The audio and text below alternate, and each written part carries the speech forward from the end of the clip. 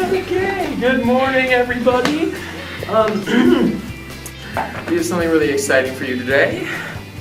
The Renaissance. I know what you're thinking. I'm perfectly happy with the Middle Ages. Well, you know, the Renaissance is full of innovation, full of new art, new jobs, new technology, lots of different things. So, first off, we'd like to introduce our first guest, Leonardo da Vinci. Well, some might call me a Renaissance man, and that'd be right. You know, I am the quintessential Renaissance man. I'm an artist, I'm a scientist. I've dabbled in sculpture, inventing, gonna do it all. So, you may have heard the Mona Lisa, Last Supper. I think so. Yeah, Yes. yeah. Beautiful paintings. Thanks, Absolutely yeah. beautiful. Realistic portraiture, that's kind of what I was working on. Yeah, absolutely. Yeah. And technology too, you know, don't underestimate the science side of it. So it's really where my heart lies. And I'm supposed to tell you this, but I just want to talk to you and cadavers. You wouldn't believe the musculature you can figure out by doing that. Kind of from the down low, though. Folks aren't happy about it. Thank you. And you know, I have all these notebooks, you know, I've been working on these inventions, you know, accomplished things, that kind of stuff. But I'm keeping it to myself. I don't want a warfare going on. Right, You know what I mean? And you know, in your experience, how has the Renaissance changed science?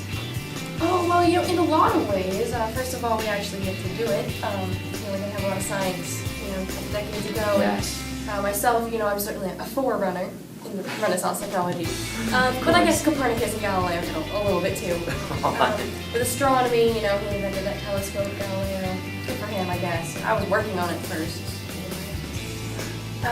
Copernicus, you know, the whole heliocentric model, so there goes out the sun. Kind of crazy stuff, hope not crazy about that either. But, It sounds absolutely amazing. And, I mean, you really embody the Renaissance. And you pick up different aspects of every different channel of the Renaissance. You know? too kind. Raphael, everyone! Yeah! Master of the arts! How are we, Mr. Santi, today? Oh, I am doing wonderful. It is great to have you here today. Well, thanks. I'm glad to be here. Yes, okay. Well, I'm very familiar with your work, and it's quite great. Yes. And I'd like to look. I'd like to know where you learned to paint like that. Well, see, here's the thing. My dad, he's a painter. So that's kind of where I got my start. But then I had this really great teacher, Perugino. Really great guy. He was the kind of one who taught me not to so much paint like everything's flat. Like, have you heard of this new thing called perspective? Oh, yes, I think I have. It was developed by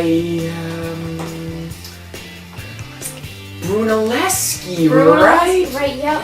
Yes. Yeah, see, and you know, it shows depth, so that's what I've been really trying to capture with my paintings. And you know, I'm not just painting, I'm also architecture, but that's a whole other different thing. Yeah.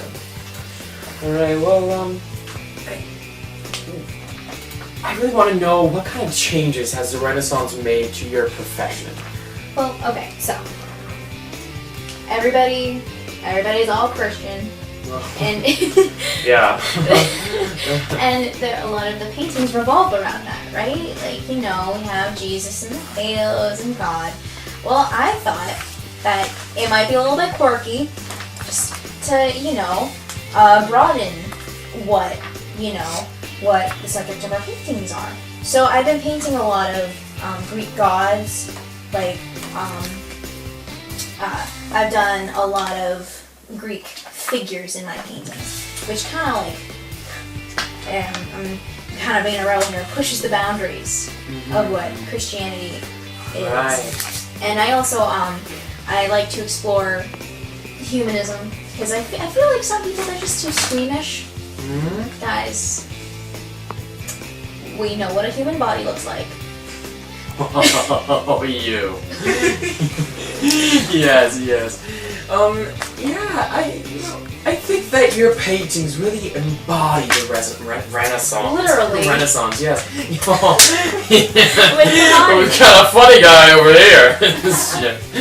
Yes, and I just can't wait to see your next piece. Of Well, art. It's just.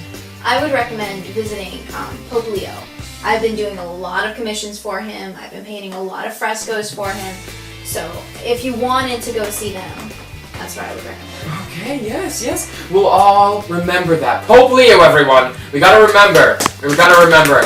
Okay, so thank you so much for coming in today. It's great to meet you. Aww. Okay, so Machiavelli, can you just tell me a little bit more about your book? I mean, like I said, absolutely loved it. And I actually even added it to a book group I'm involved in. So, yeah, just tell us a little bit about it.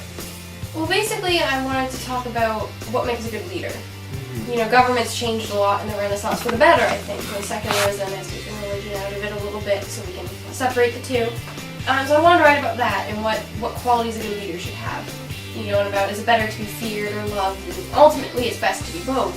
But I think if you have to choose between the two, you should be feared. So people, don't take advantage of you. So I wrote about that, and Cesare Borgia, actually, I just saw him backstage.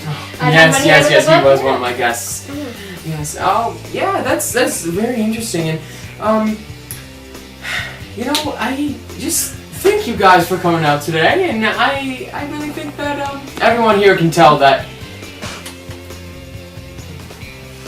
it's great.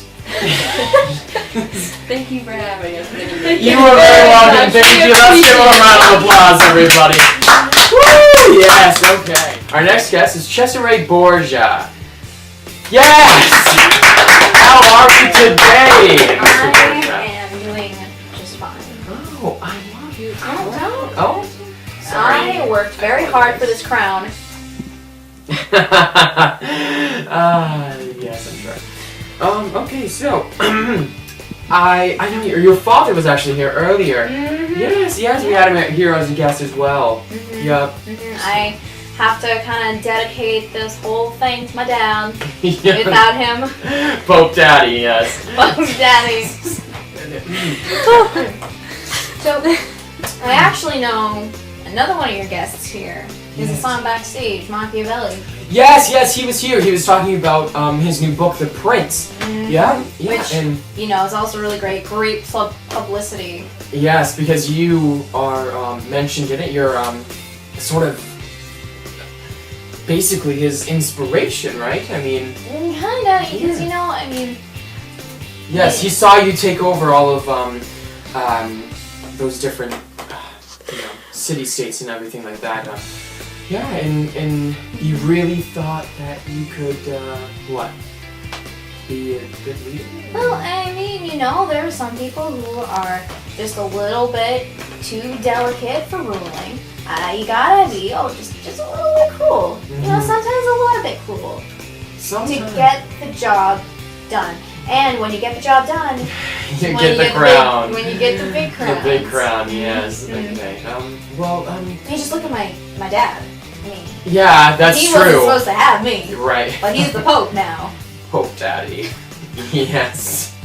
So, tell me a little bit more about warfare in the Renaissance, because I know you were involved with that. Oh right, yeah, no, I'm not gonna lie, I'm pretty good at it.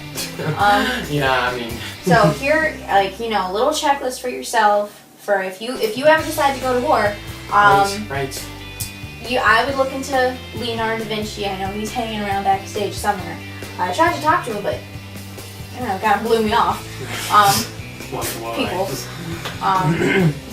I know he has blueprints for some really great machines that can be used for warfare. So I'm actually when we get out of here, I'm gonna go try and hunt him down. Not literally. I'm sure you're kidding. Okay, so. And then fists aren't totally effective anymore. Right. So yes. We've been using a lot more guns, which Guns. yeah, there are these long-range machines that shoot projectiles and kill people from a distance. Yeah, it's really cool. That sounds really awesome. Like seriously, If I were mean, you, I'd go pick one up after the show. I will have to do that. Mhm. I mean, that just seems so much easier than a sword. And you know what? All these things combined makes for much bigger wars. So if you're Yeah. me, a waraholic, you know, it's a pretty cool thing. Yeah. And you know, all of this stuff is way more effective for the winning side, Right. which is me. Always is. Always is. Yeah. Yeah. I mean, that's really, really awesome. I mean, I think we can all agree that swords and hand-to-hand combat are getting really obsolete in this day and age. Right, because you can't go at somebody with a sword and they have a gun, because before you even get halfway, they're gonna shoot you dead. Basically. You'd know more than anyone. Okay, so anyways, I think that's all for today. For you, I mean, it's been great having you. Alright, thanks for A round of applause, letting me maybe, if you feel like it. Round of applause, everyone! I love your crown again, so Again, sorry. you know, very expensive. Forgetting Had to myself. Okay. Spill a lot of blood for this. Okay, well, I'll see you later.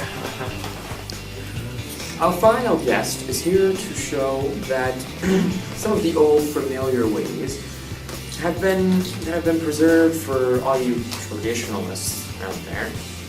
Pope Alexander, everyone.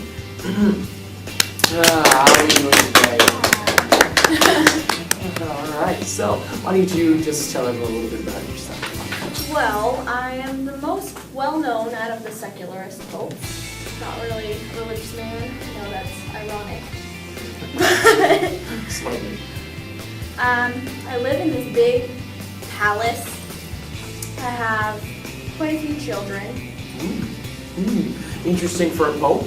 Not really supposed to tell you this, but most of them are from mistresses. Oh, scandalous. The Renaissance ages. It's just ages.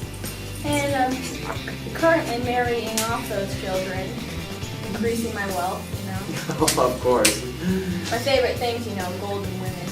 Oh. I'm sure. Okay, so could you tell us about religion in the Renaissance? Well, I feel as if religion is more focused towards the individual and less towards God. We're calling that secularism. So, like, you got one life, so live it up, you know? Okay, so we understand that secularism has basically changed how religion is viewed in the city-states, but I'd really like to know, I mean, it hasn't disappeared entirely, so for those of us who still believe in religion and like to, you know, well, those traditionalists again, what about them? What about religion for them? Well, religion is kind of as it's always been for those people. Like, you just kind of, you have one God, and you live with good works and good deeds, hoping that that will earn you entrance into heaven. So most of it's suffering on the planet so that you can have a better life in heaven with your Father. So basically we're moving from that to a more YOLO perspective. Yes. Yes? Okay, so, I mean, it's very interesting, and I think we can all agree. It's interesting. Fascinating. Wow! Yes! Nice to meet you. Yeah, you too.